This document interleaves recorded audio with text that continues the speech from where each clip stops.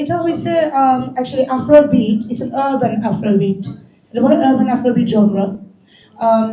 Wrap পাট তো আছে, বাট ডালির ঠোঁট এটা বলবো? আপনারা কি আসলে জানতে চান? তো এটার পিছনে একটা ছোট্ট একটা স্টোরি আছে। ডালিম ঠোঁট আর জাদুর চোখ। সো আমার হাজব্যান্ড হুমায়ুন কবির খান। সো আমি আমার বিয়ে হয়েছে 24 বছর আগে। সো আমি প্রথম ওনার ঠোঁট নিয়ে ওনাকে অনেক জ্বালাইতাম। ওনার ঠোঁট নাই, ওনার ঠোঁট হয়েছে একদম পেন্সিলের মতো আর কি, ঠোঁট নাই, দেখাই যায় না, চোখও নাই, ঠোঁটও নাই।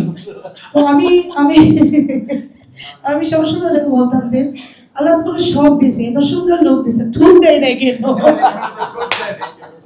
তো ও যখন বাংলাদেশে নতুন নিয়ে আসছিল, ফ্রুট যখন খাইতো তখন ঠোঁট একটু বের হতো, কাপড় যখন দিত, এটা একটু পার্সোনাল ব্যাপার। বাট এই তখন নাকি মাথার মধ্যে এই ঠোঁটটা আসলো, তো ডালি master is a fruit, fruit with ঠোঁট। সো এই যে আর জাদুর চোখ যেটা, এটা হচ্ছে উনি আমাকে পছন্দ করেছে আমার চোখ দিয়ে।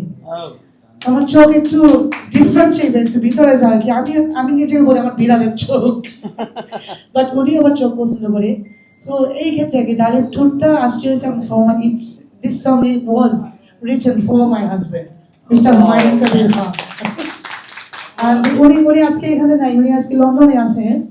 উনি বসে বসে আমারে সাপোর্ট করতেছেন। এন্ড উনি আগে বলছেন ইরা you go, you need to, তোমার ভিতরে যেটা আছে এটা বের করে দিতেই হবে তুমি।